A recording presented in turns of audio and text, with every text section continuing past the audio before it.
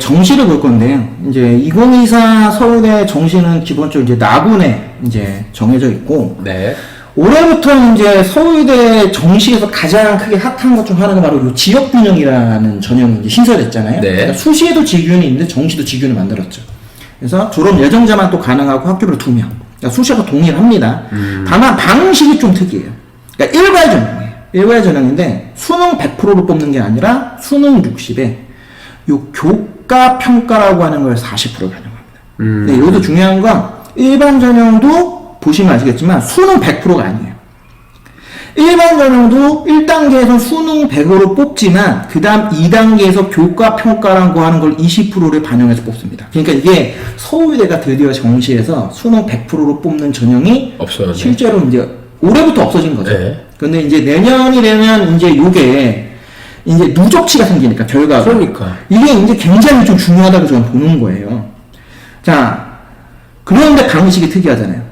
지역균은 일반이에요. 수능 60에 교과 40인데 네. 일반은 그게 아니야. 단계를 뽑아요. 1단계로 수능으로 해서 줄 딱 세운 다음에 그 다음에 거기서 내신을 뽑겠다. 약간 이런 느낌. 야, 반대가 아니고 내신으로 하고 수능을 보는 게 아니라. 네. 그러니까 어떻게 보면은 지역균형은 우리가 일반적으로 얘기하는 그 수시로 따지면 서류 평가의 면접하고 거의 비슷하잖아요. 네. 그러니까 수능도 우리가 반영을 하지만 교과도 같이 합산해서 계산해 줄게라고 한다면 일반 전형은 약간 느낌이 뭐냐면 기존에 있었던 수능 최저 같아요. 네. 그러니까 수능을 다 봐서 줄을 세워놨어. 그럼 원래 끝나야 되는데 잠깐만 기다려봐. 고사님들 내신 좋은 애들 내신 보는 거 아니야. 근데 중요한 건 뭐냐면 이게 교과 평가라는 게 내신만 보는 게 아니야.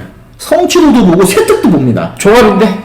그러니까 약간 종합평대의 평가예요. 그러니까 이게 지금 어떻게 평가를 할지 알 수가 없어. 그러니까 이걸 올해 처음 하니까 올해 정시 서울대 그 입결이 난 너무 궁금한 거야 지금. 도대체 어떤 애들을 뽑으려고 이렇게 해놨을까? 한간에 지금 떠들고 있거나 나름 이제 전문가들이 얘기하는 거는 이렇게 해야지만 지방에 있는 우수한 학생들을 모집할 수 있다라고 다들 지금 얘기를 하고 있어요. 왜냐면 그렇죠. 너무 지금 서울대 정시는 이미 절반 이상이 재수생으로 압도적으로 합격을 하고 그 중에 대다수가 다 서울권 안에 있는 학생들로 이루어져 있었기 때문에 이 부분에서 지금 서울대가 고민이 많았다. 그러다 보니 야 이걸 그냥 수능대로 뽑으면 안 된다 라고 이제 어떤 결론을 내린 게 아닌가. 그 시작이 이제 올해 2023이니까 요건 좀 지켜봐야 될 것 같고, 하지만 우리 이제 또 정시까지 생각하는 또 일반고 학생들이 존재하니 그 친구들을 위해서도 서울대 정시는 이렇게 이루어져 있다. 여기에 이제 포인트 중에 하나가 바로 뭡니까? 바로 과탐이죠. 바로 자연계열 과탐이 원원이 가능해졌다. 요게 이제 아주 중요해요. 그렇죠. 그런데 그냥 원원을 반영을 해주면 당연히 대다수 학생들이 원원을 할 거 아니에요. 네. 그래서 과학탐구에 대한 조정용수라는 거를 만들어냈어요. 이게 뭐냐면 원원을 하면은 가산점이 없는 거예요. 그러니까 가산점을 주겠다. 쉽게 얘기하면 원원은 그냥 제로. 원 하나, 투 하나 하면 3점을 주겠다. 그리고 투를 한다, 네가. 그럼 5점을 주겠다. 그럼 다 투하겠네. 이게 되게 커요, 점수 차이. 그러니까. 다만, 이것도 리스크는 있어요. 그러니까 투를 했을 때 등급이 안 나오면 의미가 없는 거예요. 그치. 왜냐면 어차피 국수, 연과에 대한 기본적 표준 점수로 합산을 하기 때문에 원이 무조건 내가 1, 2를 찍을 수 있다? 거의 만점에 가깝다? 하면은 솔직히 원하는 게 제일 유리할 수 있죠. 아무리 이 5점을 먹어도. 그렇죠. 다른 과목에서 한 문제나 두 문제 더 맞추면 끝나는 거니까. 왜냐면 자연계열 친구들이 이걸 생각을 해야 돼. 투투를 해서 이게 5점 매우 크지만 결국에는 이 자연계열 극상위권 애들은 솔직히 서울대가 1번이 아니란 말이에요. 그쵸. 의대지. 그러다 보니까 실제로 서울대 정시를 쓰는 애들이 올 만점러들이 쓰는 게 아니란 말이에요. 일반 자연계열 학과는. 그렇다고 하면은 원원이나 원투가 되게 땡길 수도 있죠. 원원을 하는 게 훨씬 유리할 수도 있고. 이건 진짜 약간 복불복인 거야. 자기가 투투까지 해서 진짜 얼마만큼 등급 만들 수 있냐. 요 차이점은 좀 나중에 생각을 해봐야 되지만 이런 부분들이 있다. 그래서 정시도 보면은 그냥 좀 심플하진 않아. 그러니까 수능 100으로 뽑는 게 아니다 보니까 수능 100으로 기존 같은 뽑혔어야 되는 애가 떨어지게 되면 이거에 대해서 어떻게 지금 결과를 보여줄지에 대해서 되게 궁금해. 요게 이제 아무래도 이제 서울대 전형. 그러니까 이제 서울대는 어떻게 보면은 진짜 이제 개천에서 용나는 애가 존재하지 않는 약간 그런 식으로 지금 시스템이 구축되고 있는 게 아니니까 최소한 고등학교 정규 과정은 그래도 최소 성실하게 한 애들을 뽑겠다. 그러니까 이게 좀 명확하게 보여지는 것 같아요. 와, 그럼 이렇게 하면 진짜로 그 한 3, 4수 해가지고 수능만 들이다 파가지고 서울대 가는 학생들 있잖아요. 숫자가 많이 좀 줄겠죠. 그런 학생들이 많이 줄 것 같아요. 가능성이 크죠. 왜냐면 2단계 교과 평가가 20%가 들어가니. 다만 이제 그래도 다행이라고 볼 수 있는 건 뭐냐면 요 교과 평가 20%가 중요하지만 일단 수능으로 줄을 세우니까 수능에 대한 영향이 안 되는 애들은 아무리 교과 평가 20%로 만점을 받는 애라도 다 떨어질 수밖에 없잖아. 그러니까 이 교과 평가 20%에 대해서 우리가 의미를 부여하는 거는 나는 그래서 이게 최저 같은 느낌인 거야. 일단 무조건 수능을 잘 봐야 돼. 그렇죠. 수능이 되는 애 중에서 줄 세우는 거거든.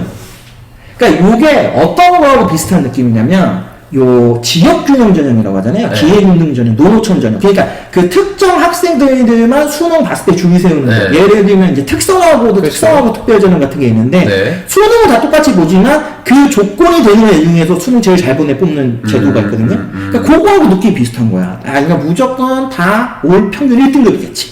그 그렇죠. 1등급인 애들 중에서 교과 평가 20%를 작용시켜서 더 추려내겠다. 약간 이런 느낌이니까. 근데 기본적으로는 수능이 안 되면 교과 평가 20%는 의미가 없다. 그러면 최악으로 생각해보면 전 과목을 다 100점 맞고도 떨어질 수 있다는 소리네.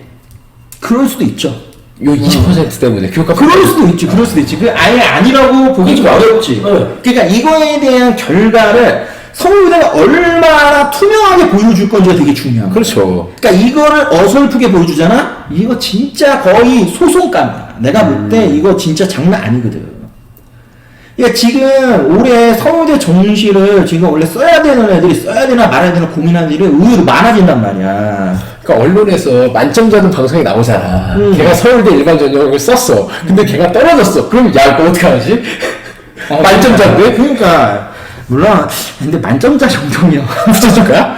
아니 교과 평가 20%가 있어도 워낙 압도적이니까. 근데 모르겠어. 이거는 어떻게 평가를 할지는 내년쯤에 이제 이 입시 결과 나오면 그때 한번 다시 한번 봐야 될 것 같고.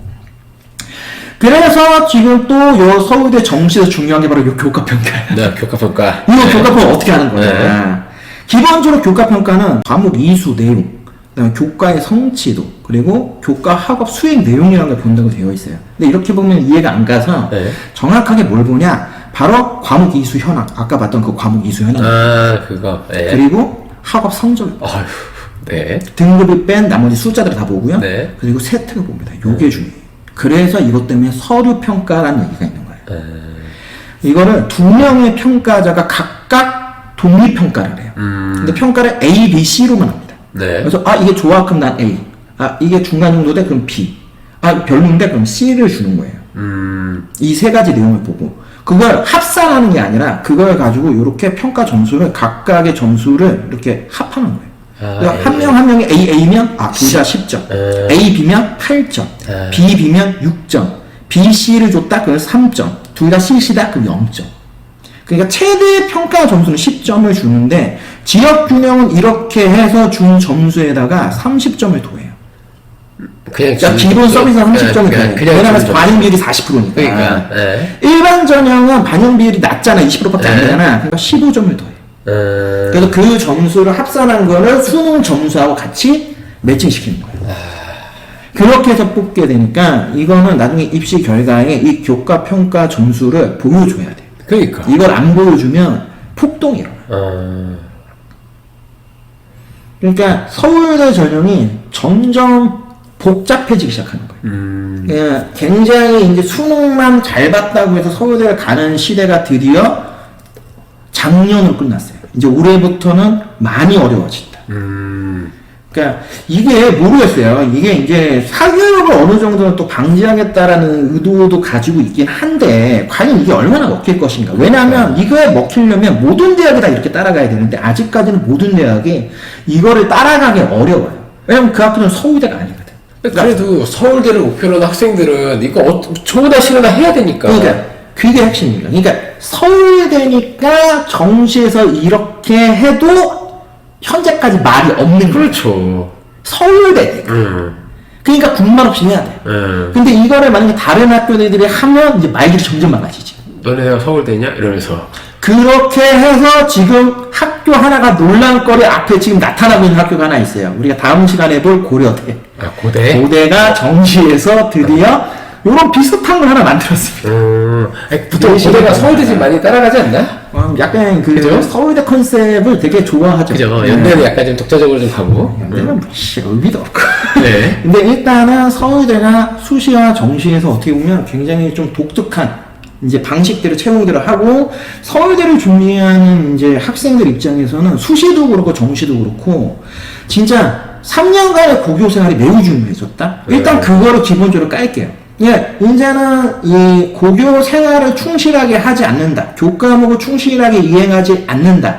수업 시간에 내가 EBS 까고 그냥 인강 쳐보면서 수능으로 난 정시로 하겠다. 이게 안 된다는 거예요. 서울대를 가려면. 서울대를 가려면. 그죠. 그렇죠. 네. 그러니까 이런 부분들이 지금 서울대의 2024에 대한 어떤 전형의 이제 큰 틀이다. 이렇게 좀 이해하시면 돼요. 그래서 제가 다른 학교들은 이런 거 준비를 안 해봤는데, 그래서 네. 서울대는 그냥 학습 방향, 뭐 학습 방향이라기보다는 다 아는 건데, 그냥 정리해보면, 어떻게 하면 서울대를 갈 수 있을까? 일단은 전교 2등 안에 들어야 돼요. 그렇죠. 이게 제일 쉽습니다. 네. 그러니까 바로 지역균형이라는 수시 이 전형이 서울대를 들어가는, 제가 항상 얘기하죠. 프리패스다. 예, 거의 이거 하이패스예요. 거의 고속도로에 있는 하이패스, 진짜. 그러니까, 이거를 받는 게 중요해. 근데 여기서 내가 얘기해주고 싶은 건 뭐냐면, 그러니까 이게 중요한 거야. 2등 안이 들어가는 게 중요하지, 여기에 들어가는 내신 숫자가 중요한 게 아니야. 그러니까 어떤 학교는 1.1이 2등인 학교가 있어요. 근데 어떤 학교는 진짜 1.8이 2등인 경우도 있어요. 그러면 대개 1.5가 넘어가잖아요? 안 쓰려고 한단 말이야. 근데 그게 왠지 아세요? 저는 이제 학생들 가르쳐 지도하잖아요. 이 직윤이 교과인지 알아. 그러니까 절대적으로 얘기하지만 서울대는 교과 전형이 없고요. 서울대에서는 명확하게 얘기하고 있어요. 등급 보지 않고 네. 우리는 그 학교의 환경에 따라서 되어 있는 모든 성취도를 다 보겠다. 그러니까 니네가 그 정도 빡센 학교야? 그럼 그거 우리 감안해 주겠다. 아, 니네 학교는 어떻게 2등이 1.0, 1.1이 나올 수 있지? 그럼 감안하겠다. 그래서 원점수, 뭐 평균, 표준 편차라고 하는 그 숫자들을 주의 깊게 보겠다라는 거예요. 원래 그게 서울대의 핵심인데 여기에 얘네가 하나 지금 만든 게 바로 이수 교과목이죠. 이수 교과목에 대한 성취도를 훨씬 더 많이 보겠다. 그러니까 내신이 무조건 2등 안에 들어가서 직윤을 준다라고 학교에서 얘기를 하면 이 내신이 몇이든 상관없이 일단 써. 그렇죠. 그게 핵심이다. 근데 애들이 일단 쫄아서. 그러니까 나는 왜 쪼는지, 아니 그러면서 왜 연대는 그렇게 열심히 쓰냐고.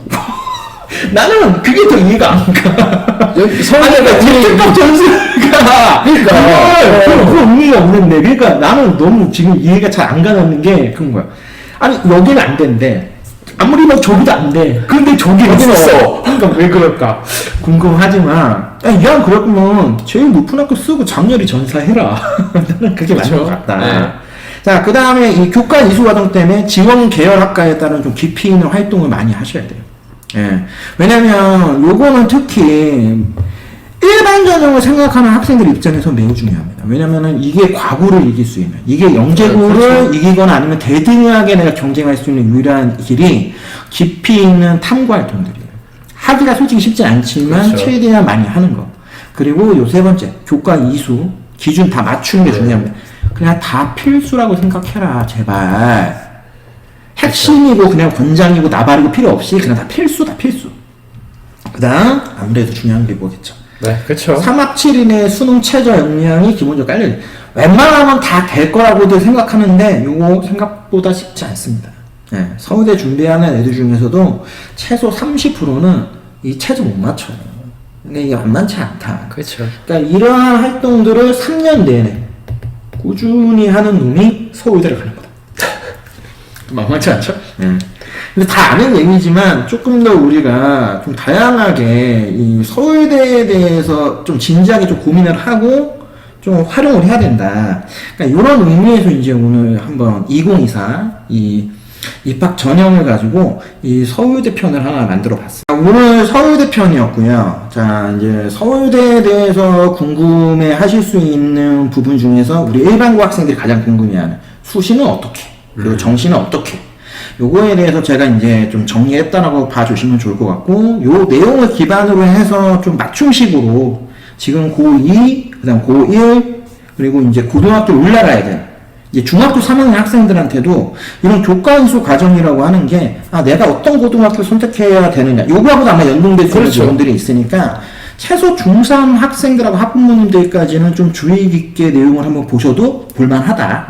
요 정도 얘기할 수 있을 것 같고, 다음 시간부터는 이제 소위 얘기하는 이제 탑10 대학들을 좀 쭉 해서. 여기 보면은 대학이잖아요. 예, 그러면서 아마 서울 안에 있는 학교들은 한번 일괄적으로 다 하려고 하는데, 그냥 한 주에 한 개씩 천천히 하나씩 만들어서 좀 네, 그러시죠. 제작을 해볼까 합니다. 네. 그리고 오늘 서울대 편에서는 얘기를 안 했지만 아마 다음 주부터는 내용 만들 때 제가 이제 경쟁률 가지고도 약간의 코멘트를 하나 달아서 내용을 더 만들까 해요. 왜냐면 지금 수시 원서 접수가 다 끝났기 끝났죠. 때문에 네. 각 학교의 경쟁률이 나왔는데, 이게 작년하고 그냥 2022 입시와 2023 입시에 약간 차이점들이 생겼어요. 그러니까 경쟁률만 가지고도 우리가 얘기해볼 만한 내용들이 있어서 다음 주부터 그것까지 한번 만들어서 좀 정보를 제공해 드리도록 하겠습니다. 최강 스카이 학원과 함께하는 최강 입시 연구소의 김 소장. 네, 지금까지 한 원장이었습니다. 다음 시간에 다시 찾아뵙겠습니다. 감사합니다.